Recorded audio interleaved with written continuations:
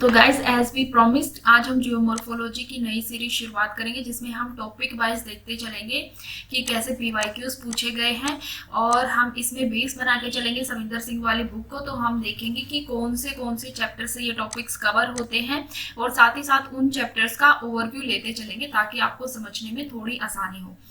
तो देखो, सबसे पहले दिया हुआ है सिलेबस में factors controlling landform development, endogenetic and exogenetic forces. Basically ये दोनों जो है एक ही टॉपिक से रिलेट करते हैं, क्योंकि लैंडफॉर्म्स जो डेवलपमेंट होती है वो कब कहाँ से होती है, तो वो होती बेसिकली एंडोजेनेटिक फोर्सेस की वजह से ही है।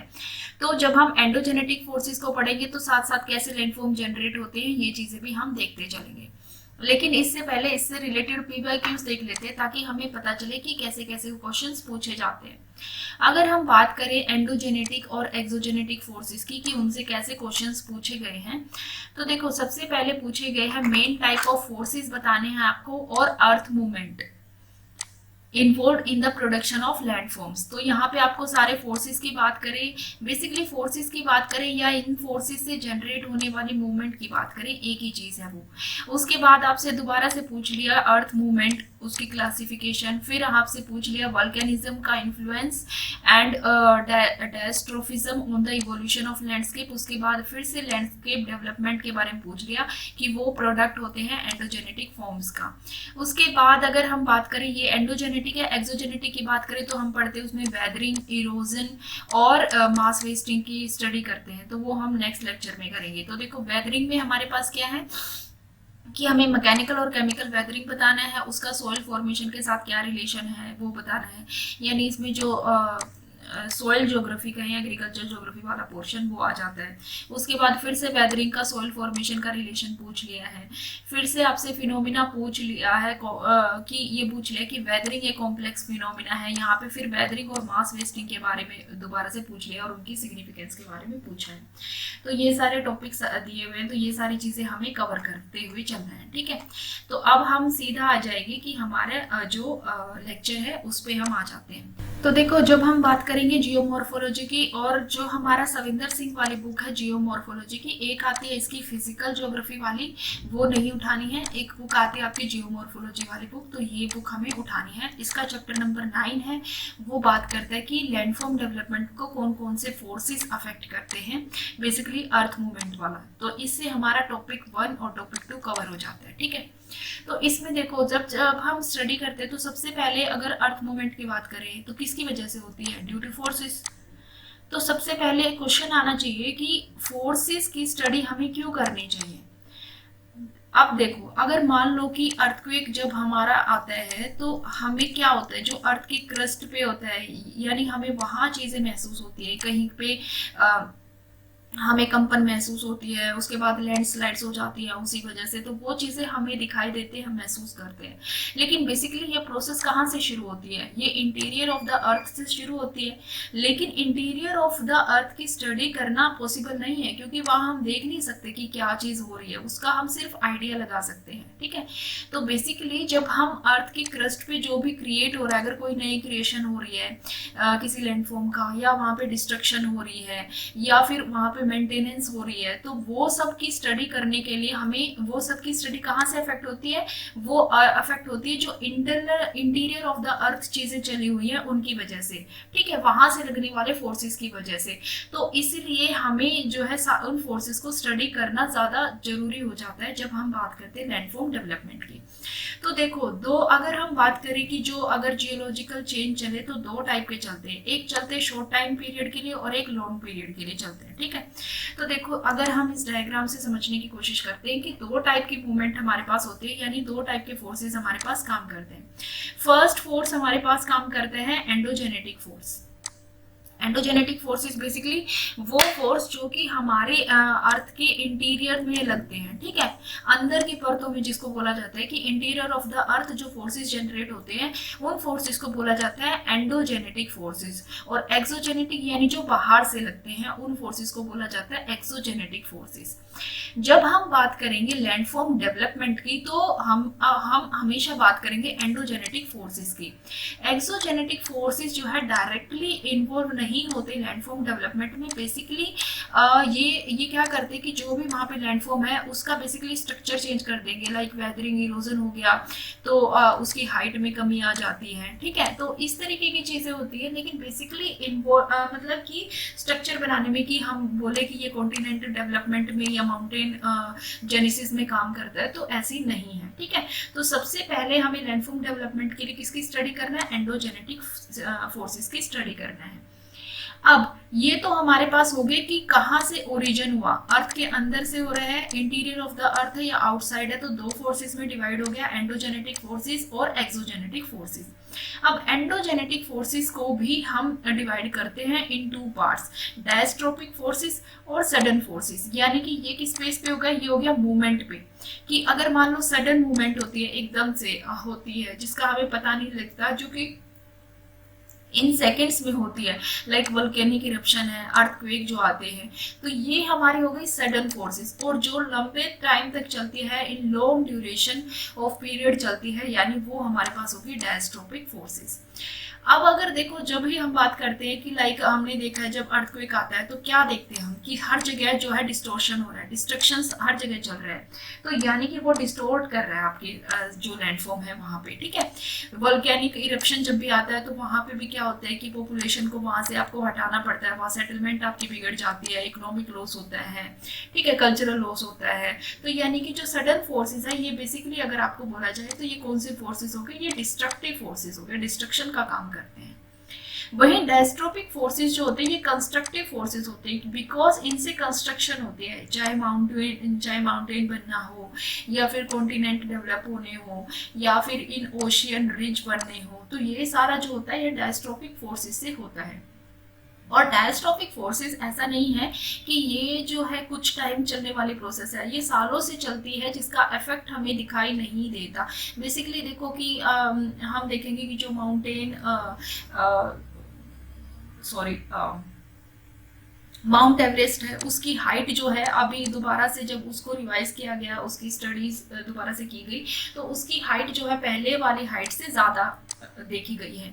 तो ये लेकिन हम अगर वैसे देखें तो क्या हमें जो माउंट एवरेस्ट है वो बढ़ती हुई दिखाई देगी, उसकी हाइट तो नहीं दिखाई देती है, यानी ये चीजें आपको दिखाई नहीं देती, बट ये लॉन्ग प्रोसेस में चलती रहती है। तो डायस्ट्रोफिक फोर्सेस की जब हम बात करें तो there are two type of forces, epeirogenetic forces और ओरोजेनेटिक फोर्सेस। अब देखो, जब हम एपिरोजेनेटिक फोर्सेस की बात करते हैं तो एपिरो का मतलब ही होता है आपका कॉन्टिनेंट, ठीक है, और उसके बाद जेनेटिक का मतलब होता है यानी जेनेसिस, यानी कि जो ओरिजिन ऑफ कॉन्टिनेंट।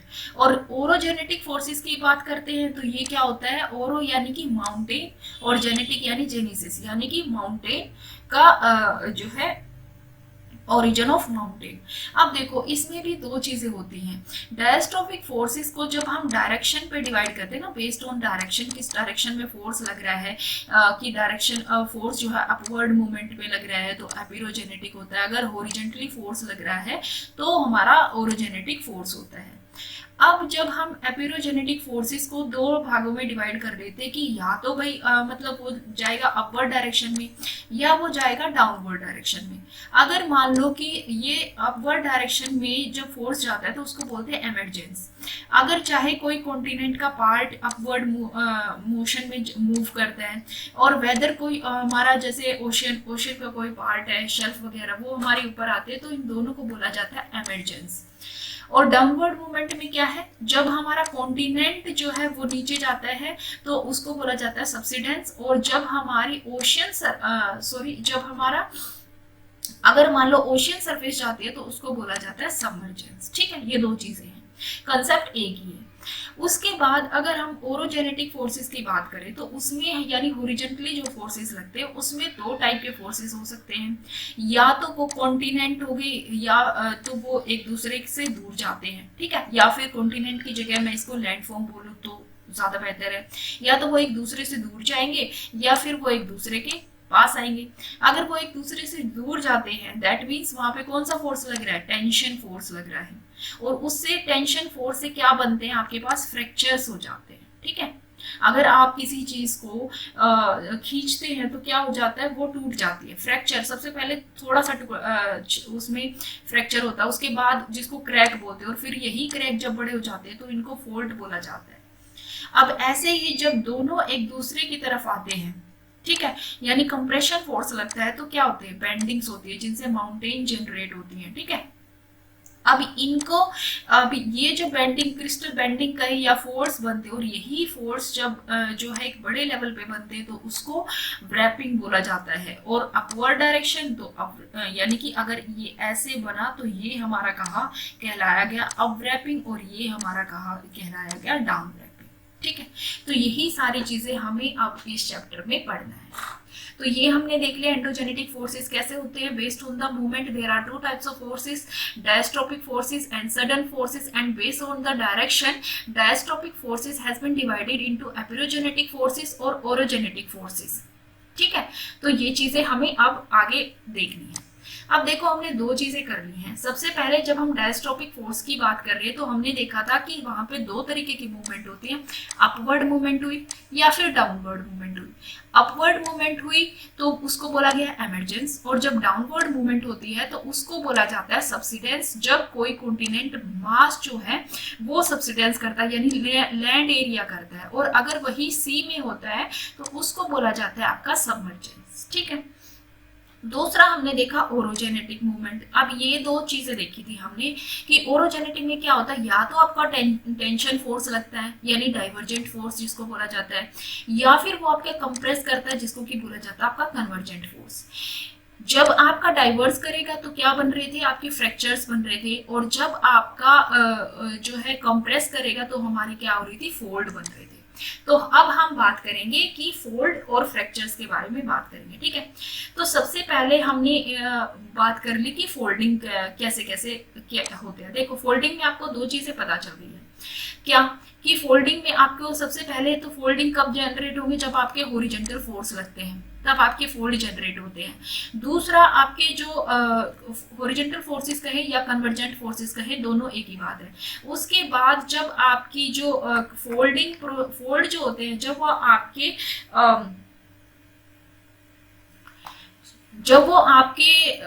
जो है एक बड़े एरिया में हो जाते हैं तो उसी को बोला जाता है रैपिंग। ठीक है, उसके बाद देखो, आपके दो चीजें होती है इसमें भी। आपका फोल्ड बना ऐसे फोल्ड बनते हैं हमारे। ठीक है, तो ये जो पार्ट होता है जो अपवर्ड राइज कर जाता है इसको बोला जाता है अप व्रैपिंग, और ये जो पार्ट है जो नीचे चला जाता है इसको बोला जाता है डाउन व्रैपिंग। ठीक है, और जब ये लार्जर एरिया में होता है तो उसी को बोला जाता है ब्रॉड व्रैपिंग। तो जब हम फोल्ड की बात करते हैं, यानी फोल्ड में अगर कोई रॉक है, रॉक पे जब वो कंप्रेस हो जाती है तो वहां पे उन मूवमेंट की रिजल्टेंट की वजह से क्या होते हैं, हमारे पास फोल्ड जनरेट हो जाते हैं, वो बैंड हो जाते हैं। ठीक है, चाहे वो अगर बात करें, देखो फोल्ड जो अप रैपिंग वाला और डाउन रैपिंग वाला सिस्टम, या फिर हम बात करें एंटीक्लाइन और सिंक्लाइन, दोनों एक ही चीज होती है। अगर वो ब्रॉडर लेवल पे है तो उसको अप रैपिंग बोल दिया जाता है, अगर वो स्मॉलर लेवल पे है तो उसको बोल दिया जाता है एंटीक्लाइंस। ठीक है, अब अगर हम इस पिक्चर से समझे तो देखो क्या होता है।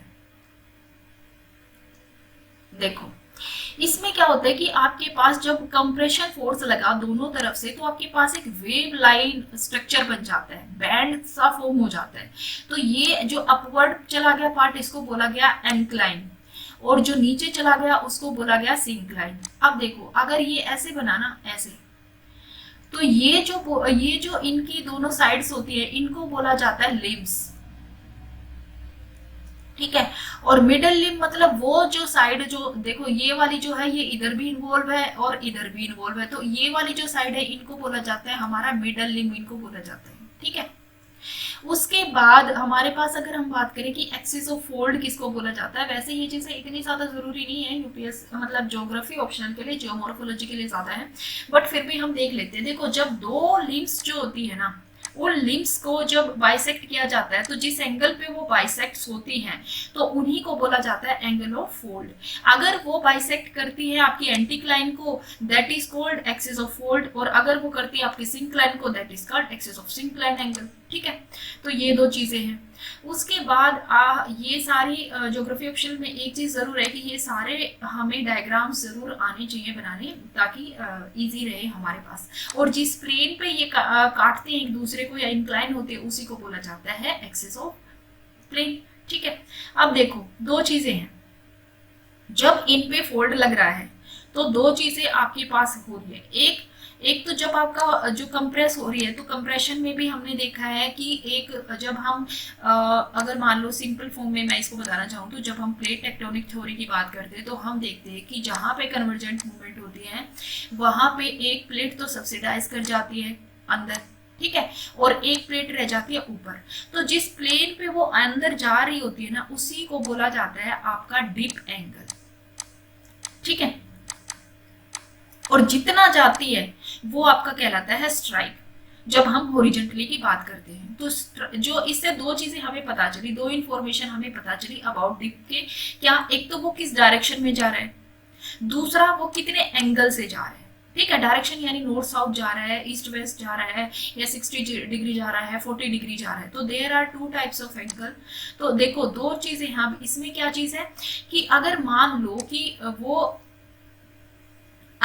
लो कि उसका जो एंगल की अगर हम बात करते हैं तो देखो ये, अगर हम इसमें देखो कि अगर हम ये बात करें कि जब एंगल उसका हो जाता है हमारे पास लेस देन 40, यानी अगर यहाँ से होता है तो ये अगर हम बात करें डिप एंगल, इसका डिप एंगल जब लेस देन 40 हो जाता है तो इसको बोला जाता है जेंटल एंक्लाइन।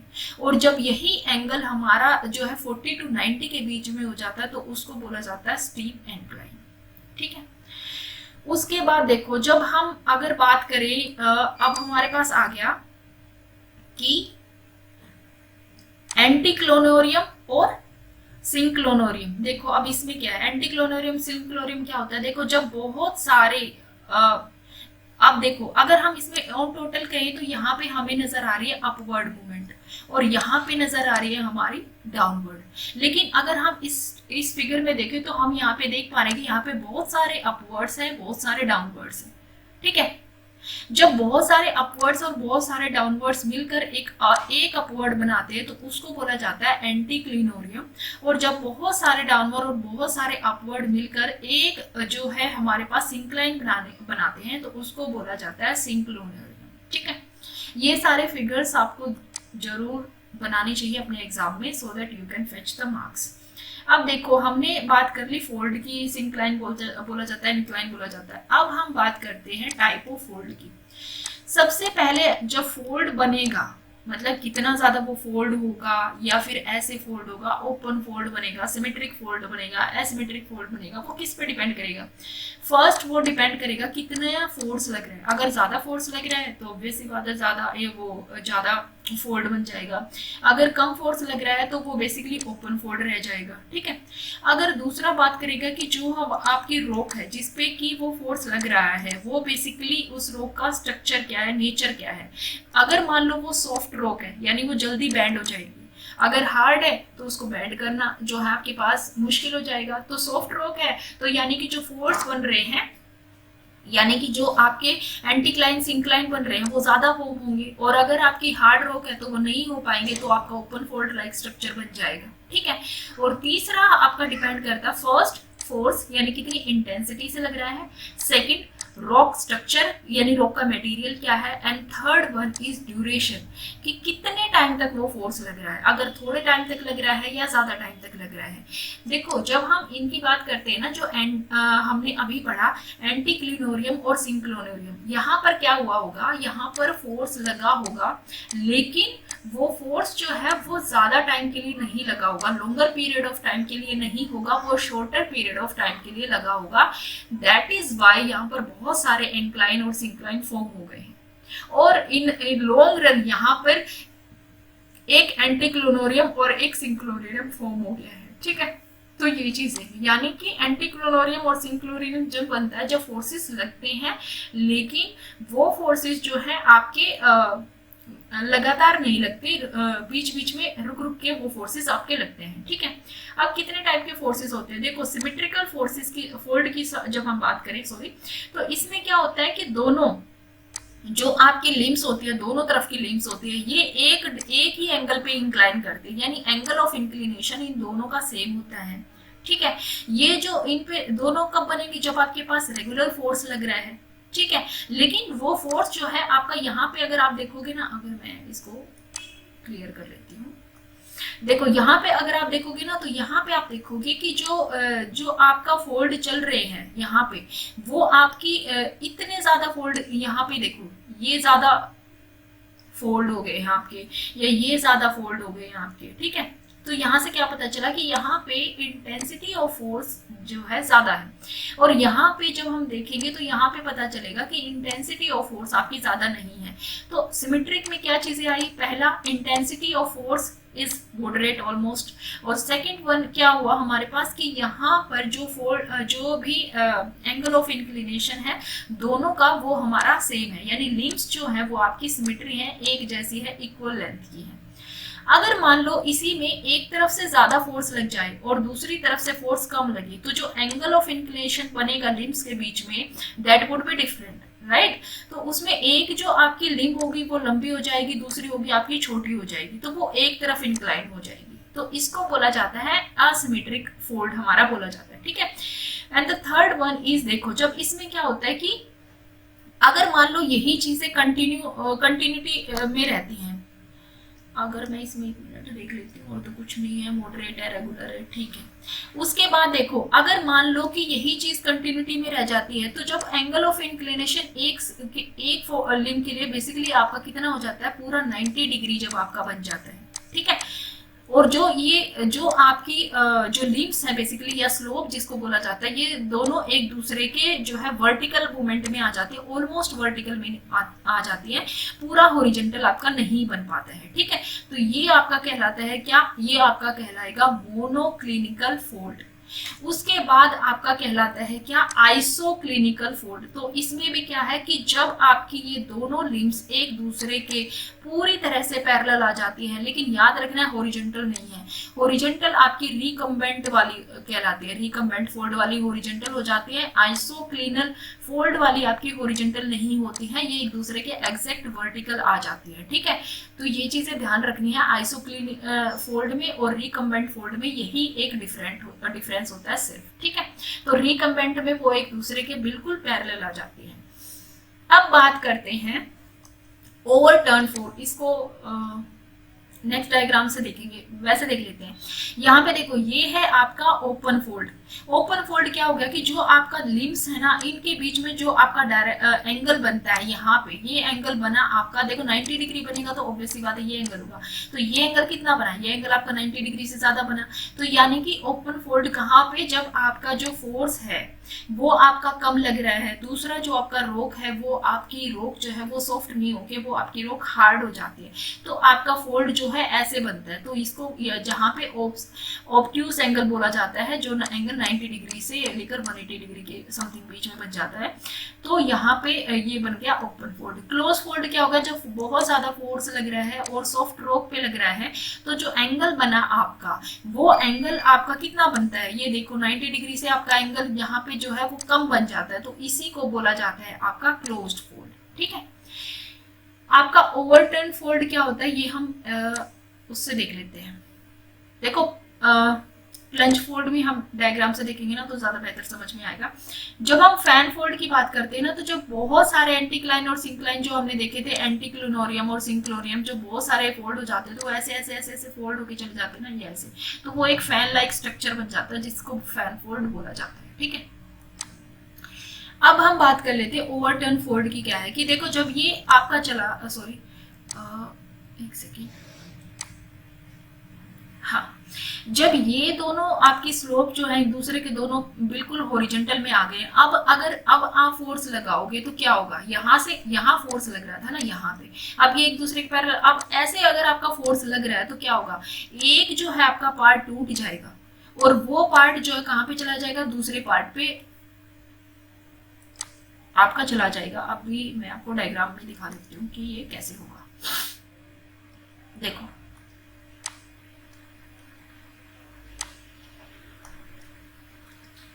देखो ये हो गया, आपका यहाँ पे ये ऐसे था ना, अगर वो टूट गया तो ऑब्वियस सी बात है, एक क्या हो गया, एक आपका दूसरे के ऊपर आ जाता है, तो इसी को बोला जाता है ओवरटर्न फोल्ड। और जो पार्ट आपका ऊपर आ जाता है उसको बोला जाता है ओवरटर्न लिम्ब। ठीक है। आपका जो नेपे अब क्या होता है, ये नेपे में हमारे पास क्या होती है, देखो अब ये भी वही हो गया, हॉरिजॉन्टल मूवमेंट चल रही है, कंप्रेशन फोर्स लग रहा है दोनों, तब ये भी तब बनेगा जब दोनों लिम्स बोले या स्लोप बोले वो दोनों एक दूसरे के हॉरिजॉन्टल होंगी और साथ ही साथ पैरेलल होंगी। ठीक है। अब उसके बाद क्या होगा कि जो स्ट्रक्चर मान लो जब अब इस पे भी ये तो एक दूसरे के ऊपर हो गया, अब इस पे भी अगर मान लो बहुत ज्यादा फोर्स लगता है तो जो एक पार्ट होता है या एक रोक होती है वो क्या होती है, वो यहाँ से उठ के कहीं और चली जाती है। ठीक है। इतना ज्यादा प्रेशर, इतना फोर्सेस लग रहा है कि रोक्स जो होती हैं वो अपनी जगह को छोड़ के एक डिस्टिंक्ट प्लेस पे शिफ्ट हो जाती हैं और उसी ब्रोकन रिम को बोला जाता है आपका नेपल। ठीक है। अब ये भी डिपेंड करता है कि कई बार जो आपकी नेपल्स होती हैं वो आपकी मतलब उसी जगह पे जाके किसी दूसरी रोक पे इंक्लाइन हो जाती हैं, या फिर कई बार होता है कि वो दूसरे मतलब दूर प्लेसेस पे भी चली जाती है। वो डिपेंड करता है कि आपके पास आपका कितना फोर्स लग रहा है और कितना फोर्स नहीं लग रहा है। ठीक है। तो ये चीजें हैं। उसके बाद अगर हम बात करें नेक्स्ट टॉपिक की, तो देखो उसके बाद ये हमारे फोल्ड खत्म हो गए, अब आ गया हमारा फ्रैक्चर। फ्रैक्चर हमने किस में देखा था कि हमने जब देखा था फ्रैक्चर कि जब हमारे पास जो वर्टिकल जो हमारे पास हॉरिजॉन्टल मूवमेंट में ही, यानी कि बेसिकली ओरोजेनेसिस में ही, हॉरिजॉन्टल मूवमेंट में ही जब हमारे पास डाइवर्जेंट फोर्स लग रही थी बेसिकली, तब हमने देखा था क्या कि वहां पे फोल्ड बन रहे थे। ठीक है। और यहाँ पे अब क्या चीज होगी, देखो फ्रैक्चर तो आपको सबको पता है कि जो हल्की फुल्की दरार है, चटकन जिसको बोला जाता है, तो वो फ्रैक्चर्स हमारे पास होते हैं।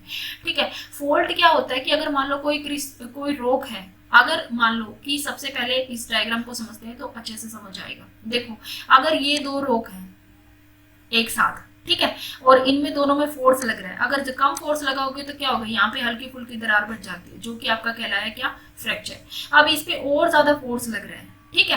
तो आपका फोर्स लगने के बाद जब ये रोक एक दूसरे से दूर होती है तो ये डिस्प्लेस हो जाती है किसी न किसी प्लेन पे। ठीक है। चाहे तो वो नीचे की तरफ शिफ्ट हो जाएगी, ठीक है, या फिर दूसरी वाली रोक आपकी अपवर्ड की तरफ शिफ्ट हो जाएगी। तो वो जिस प्लेन पे वो शिफ्ट होती है उसी को बोला जाता है आपका डिप प्लेन, और जिस एंगल पे होती है उसको बोला जाता है एंगल ऑफ डिप एंगल उसको बोला जाता है।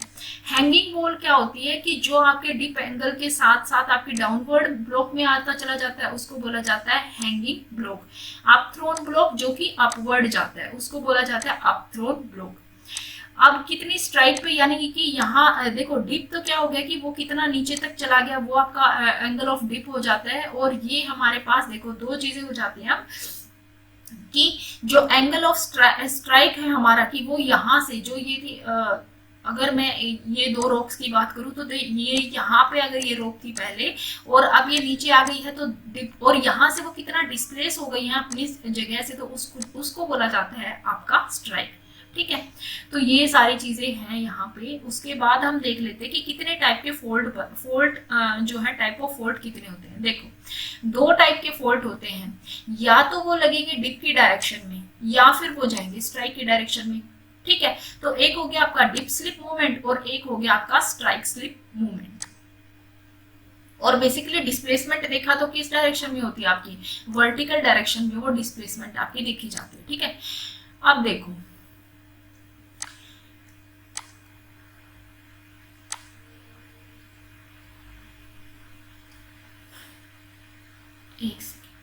देखो अगर आपके डिप है तो हमने देखा था डिप में क्या है कि वो नीचे की तरफ या तो अपवर्ड जा रहा है या डाउनवर्ड जा रहा है, या तो हैंगिंग वॉल आ रहा है या अपथ्रोन वाला आ रहा है। ठीक है। तो डिप गया तो कहाँ कैसा डिस्प्लेसमेंट हुई उनकी, या तो वो डायरेक्शन उसकी डायरेक्शन में हुई डिप एंगल ऑफ डिप की, या फिर उस प्लेन की, या फिर वो उसके अपोजिट डायरेक्शन में हुई। दो चीजें देखिए, अगर वो उसकी डायरेक्शन में होती है दैट मीन्स उसको आप बोलते हो नॉर्मल फोल्ड, और अगर वो उसके अपोजिट डायरेक्शन में होती है तो उसको आप बोलते हो रिवर्स फोल्ड। ठीक है। अब ये देखो अगर मान लो ये रोक है एक, उस पे आपने फोर्स लगाया, डाइवर्जेंट फोर्स आप लगा रहे हो, तो ये आपका बना जो हमारा डिप प्लेन और ये बना एंगल ऑफ डिप। अगर इसी की डायरेक्शन में जा रहा है तो नॉर्मल फोल्ड, अगर इससे अपवर्ड जाएगा तो वो हमारे पास हो जाएगा रिवर्स फोल्ड। ठीक है, दूसरा जो हमारे पास अब आ जाते हैं जो स्ट्राइक वाला आता है हमारे पास, एक तो आता है डिप स्लिप और दूसरा हमारे पास आ जाता है स्ट्राइक स्लिप मूवमेंट। उसमें क्या होता है, उसमें होती है आपकी हॉरिजॉन्टल बेसिकली डिस्प्लेसमेंट होती है, या तो लेफ्ट साइड जाएगा या फिर राइट साइड जाएगा। जब हम बात करते हैं ना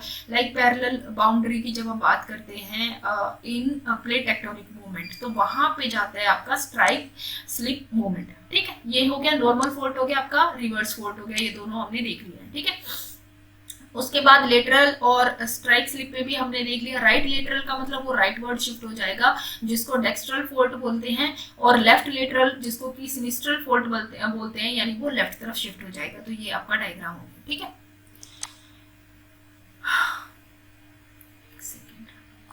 अच्छा, उसके बाद आता है आपका step fold. Step fold, step से ही नाम समझ में आता है कि स्टेप्स का मतलब क्या होता है कि जैसे सीढ़ियां हम चढ़ते हैं ना, एक ये हो गया, फिर ये हो गया, फिर ये हो गया, फिर ये हो गया, यानी कि आपका वो डिप की ये किस तरफ जा रहा है। आप यहाँ पे बताओ, आपका स्ट्राइक स्लिप होना है या डिप स्लिप होना है? तो ऑब्वियस सी बात है ये डिप स्लिप होगा। ठीक है, यानी वो आपका इसके जो आपका डिप प्लेन बन रहा है और एंगल ऑफ डिप बन रहा है, ये उसके साथ उसी की डायरेक्शन में जो है आपका नीचे जा रहा है और ऑन ए रेगुलर बेसिस पे जा रहा है। ठीक है, एक मतलब एक ऐसा एरिया जहां पे ऑन ए रेगुलर बेसिस जो है आपके जो भी अगर मैं बोलूँ रॉक्स बोलूँ या बोलूँ यहाँ पे जो प्लेन है आपका, वो सेम डायरेक्शन में जब नीचे शिफ्ट करता चला जाता है, तो वही जो है वहां पे फॉर्मेशन होती है कि आपके फोल्ड की। तो ये देखो, ये आपका फोल्ड हो गया, पहले यहाँ था, उसके बाद ये डिप एंगल यहाँ पे आया, ये डिप प्लेन आ गया, उसके बाद फिर ये नीचे गया, फिर यहाँ पे डिप प्लेन आ गया, ये डिप एंगल आ गया, फिर ये नीचे गया। तो इस डायरेक्शन में जो बनता है, तो इसी को बोला जाता है आपका स्टेप फोल्ड।